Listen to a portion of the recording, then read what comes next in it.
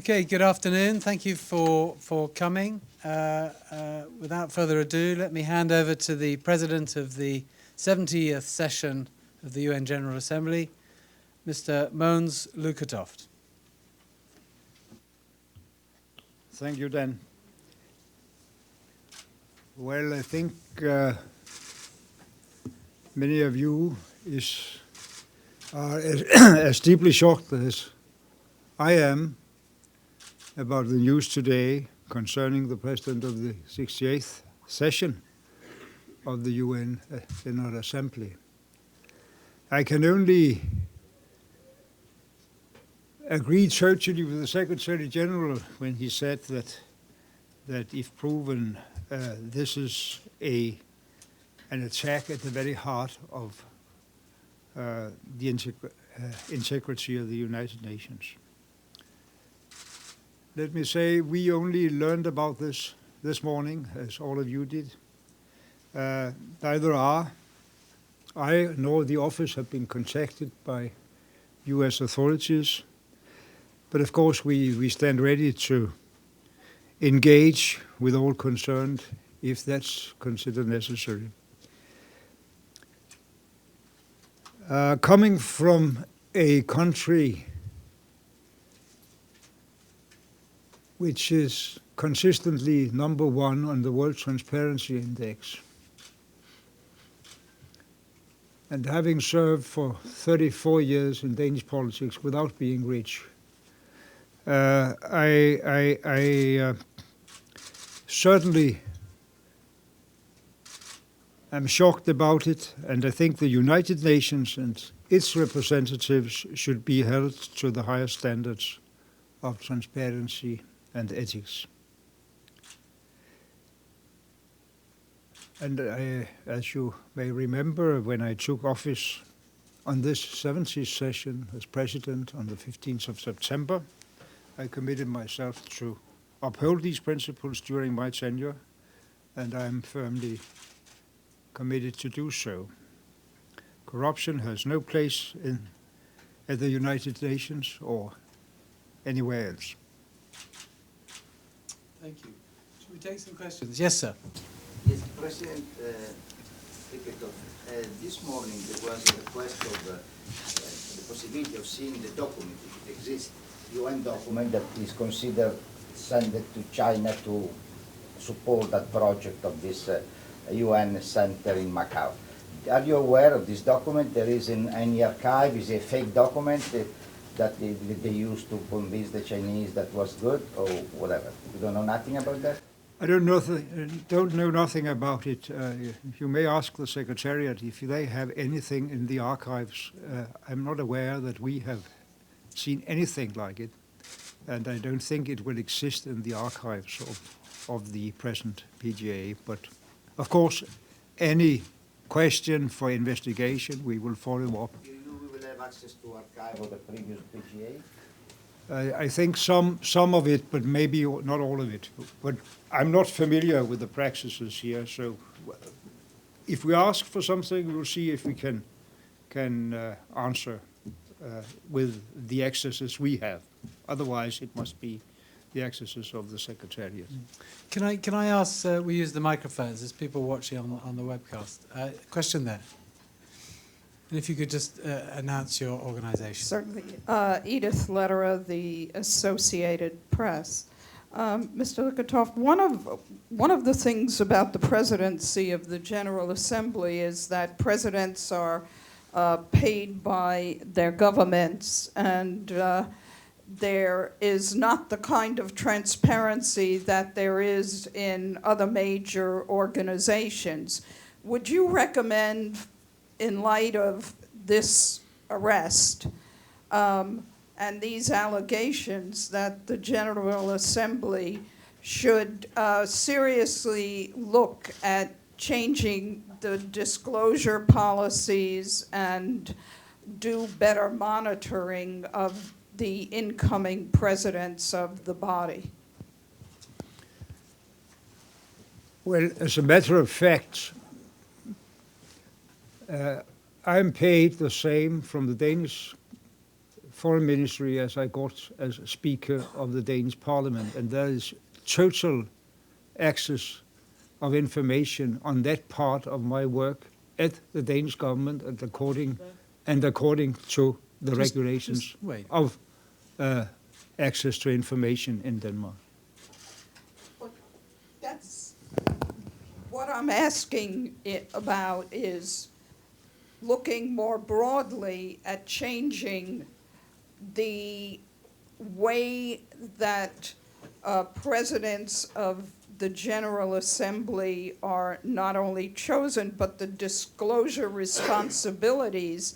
I'm not questioning you. I'm just looking at the broader issue of, isn't this something that the General Assembly as a whole should re-examine? If so wished by the General Assembly, I mean, I am actually in no position either to investigate myself or to make new regulations without a specific decision by the General Assembly. Question here. Sure, thanks a lot. Matthew Lee, Intercity Press, on behalf of the Free UN Coalition for Access. Thanks, I really appreciate you putting yourself forward. So one question sort of just on reform. In reading through the indictment, a lot of it seems to have to do with like travel. For example, the PGA these Chinese business people paid for him to travel to Macau to look at this prospective site, and there didn't seem to be a lot of transparency. So I guess just as a sort of forward-looking question, outside of your own salary, maybe you can think, would you be willing to think of some way to make disclosure on who's paid, which salary line pays for which staff member, who pays for your if you go around the world, who pays for the travel, just to disclose it. And the second question I wanted to ask, and I'm sorry but it seems like in the spirit of it, I had heard that in this race for the head of UNHCR, that some people were, and I'm not saying I'm not equating it, I just wanted to ask you in the spirit of transparency, that some both UN officials and delegations were summoned or asked to come to meetings in the PGA's office, at which they met Helle Thorning-Schmidt, a candidate for the position, and some found it strange. But I wanted to know what is the role or the proper use of the office to promote the candidacy of a fellow countryman of yourself. Thanks. I can say for sure that Helle Thorning-Schmidt has not had any meetings at my office with member states or any officials in my office. I can say for sure that she has not had any meetings with member states in the office compound of the President of the General Assembly. But there was an unoccupied meeting room where she met with some staff from UN organizations in order to be better informed about the work she is trying to be a candidate to. That's what is about it, nothing more, nothing less. Thank you. Sir, a question there. No, yeah, I think that's okay. We have given access to that room for several delegations during this high-level week because they needed the room to have a meeting. So, I mean, I don't see any kind of intrigue or involvement from my side. I even didn't take part in that decision. If you ask me, I didn't know about it.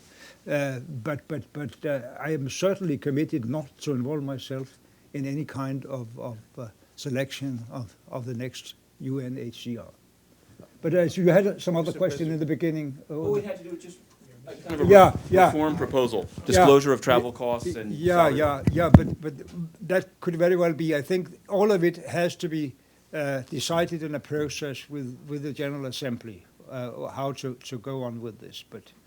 But I can say we have not used any money up till now from the trust fund for the PGA in this presidency. And of course, we have not received any private donor subsidies for traveling. Yeah, Mr. President, Masood Haider from down in Pakistan. I just want to know, have you had any communication with Ambassador John Ashe?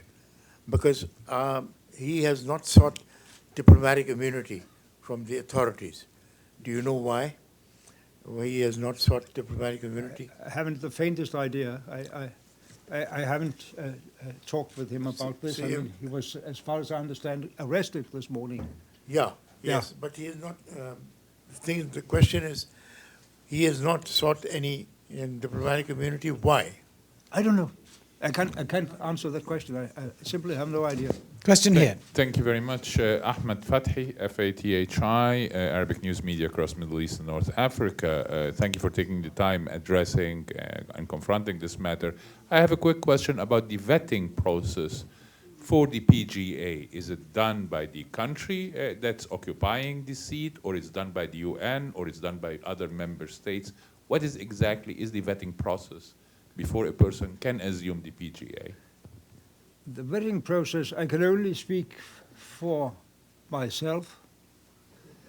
I don't know how it has evolved for other PGAs.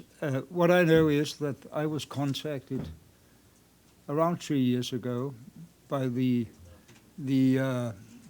permanent secretary of the Danish foreign minister, who said, we think that if you are interested, we have a chance of getting you nominated for this position from Denmark, because of two things. We haven't been there before, and with your background as former foreign minister and present Speaker of Parliament, we think that's a combination that could be attractive to accept for other members of the VEAC group, the Western group.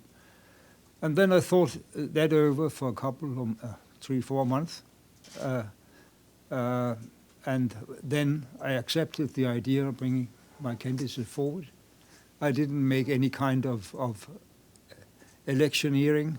I had my work back in the Danish Parliament. It was the Danish Foreign Ministry that walked around, asked for support. We got that immediately from the 4 other Nordic countries, and pretty early from Germany and France. And then it turned out that nobody else was a candidate from the VEAC group. That's what I can say about it. Yeah. But if you ask if I spent 1 single cent on election campaign for this, the answer is no. I'm not, sir, I'm not referring to campaigning. I'm referring to vetting process, background checks, okay, facts, and yeah. That's my point. I'm not. Well, we have in the Danish Parliament rather far-reaching regulations about which personal information you should disclose.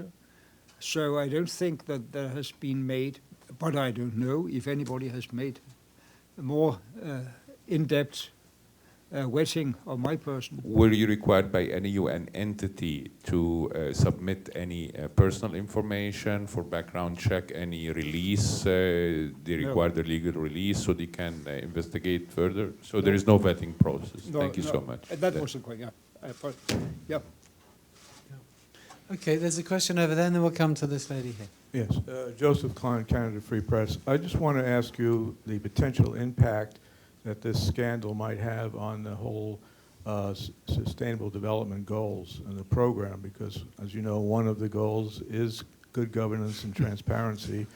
And also, it's alleged that one of the NGOs involved in sustainable development is involved in this scandal. So how does your office intend to maybe deal with the negative fallout and also the perception that the UN is not walking the walk, so to speak? No. Well, I can't give precise answers to that, but I agree with your point.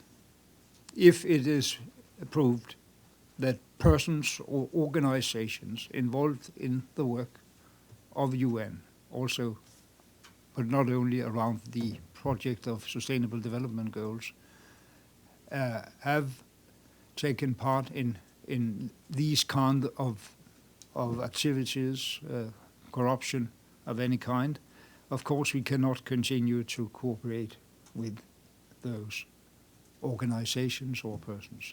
That's what I can say about it. And it may well lead to more ideas of which information to disclosure, both in vetting processes and during the work. But as I said, it's up to the General Assembly to take that decision. Question here, the lady in the pink jacket. Fasihi from the Wall Street Journal. I wanted to know whether any other UN employee has been subpoenaed or under investigation regarding this case. And second, what was Secretary General's relationship with NAG? How did they meet? How many times they met him, and in what context? The Secretary General, you asked. I don't know. You have to ask the Secretary General. I don't know anything about that. If there are more people in the UN involved in this, I don't know anything about it. It will probably be disclosed during the process at the court now, but I have no idea. As I said, I only learned about this whole thing this morning, as all of you did. Is a question there? Thank you, Mr. President. My name is Abdel Hamid Sayam from the daily Al-Quds Al-Arabi that is based in London. Mr. President, the UN has been a target of criticism and attempts to discredit it throughout the years. Hardly there was any Secretary General who has not been subject to some kind of allegations, rumors. You remember the investigation during the former Secretary General Kofi Annan, even the current Secretary General. So this time they're targeting the General Assembly, which represent the world, the Parliament of the world. Don't you think that is some of these campaigns are intentional to discredit the UN and to make, especially after this 70th anniversary celebration and a highly attended session, that the timing is also could be suspicious? I am in no doubt that there could be people or interests out there that would want to discredit the UN, but I don't see any signs that this should be the case in this specific connection here. That's what I can say. But of course, there are always unfounded allegations against someone somewhere. I mean, we just had the example of Helle Thorning-Schmidt having meetings at my office just a moment ago. But I don't think that's the case here. Question here. Benny Avenue of New York Post. On when is it? March 19th, 2013, David Eng, one of the people that are the heroes of this indictment, wrote to the Global Compact and said, "I'm pleased to confirm that Sun Kyan Ip Group supports the 10 principles of the Global Compact with respect to human rights, labor, environment, and anti-corruption." Now, he was expelled on 9 April 2015. Do you know anything about that? And more broadly, isn't the Global Compact, which is part of the GA, and you participated in their opening last month, isn't it somehow at times seems like rubber stamp for all kinds of not unsavory, put it this way, unsavory groups that try to get like the UN imprimatur on their businesses? Well, I don't know any specificities about letters to and from the Global Compact in the past. What I know is that there is a new chief of the Global Compact, a Dane, a lady, who took office almost at the same time when I took office in the General Assembly. And about the Global Compact, I would say, yes, of course, you always, when you have thousands of private companies enrolled in a cooperation with the United Nations during the Global Compact, there could be some of them with bad behavior. You cannot totally exclude that. But on the other hand, I think it's extremely important, and even more important after the approval of the Sustainable Development Goals, that we are able to engage with private sources in order to finance this whole great undertaking. I mean, it will never happen if private sources are not mobilized to an extent we never saw before. So we have to run the risk that some of them are following unethical interests also. That can happen if you have, how many, 8,000, I think, companies enrolled. Yeah, and just an update on that, which you clearly have from the UN Global Compact, that the Sun Kian Ip Group is no longer a participant in the UN Global Compact. The company joined the initiative on the 9th of April 2013, as you said. It was removed from the Global Compact on the 9th of April 2015 for failure to meet the annual reporting requirement for 2 consecutive years. Mm-hmm. Companies that do not meet the reporting requirement are automatically removed from the initiative. The question there. How do you see the next step for you personally? As I said, our office will, of course, cooperate with any authority involved in resolving this case. I'm not sure we can contribute that much. We came in, as you know, less than a month ago, but we are ready to cooperate in any way. And if there should be drawn some conclusions in the behavior of the PGAs or the office or any kind of new mechanisms for disclosing information, it should be by decision of the General Assembly itself. Right, let's have one last question and then we'll wrap it up. Thank you for this briefing and coming forward. Majid Ghali from Kurdish Rudaw Media Network. Mr. President, can you tell us more about any discussion you had about this issue with the Secretary General? And my second question is, given how serious these allegations are, will the United Nations, the Secretariat or either the General Assembly, conduct any review of Mr. Ashe's record during his period being a president of the General Assembly? Will there be further investigation by the UN itself, and who will be responsible on that? Has there been any discussion about this? Thanks. No, there has been no discussion up till yet about that. I have not been speaking with the Secretary General yet on this case. And of course we will meet, and I think we will also discuss if there is anything more the UN as such can do. But it has not been discussed yet, and I have no answer to give you today on your question. Great. Okay, thank you very much indeed for coming. Thank you.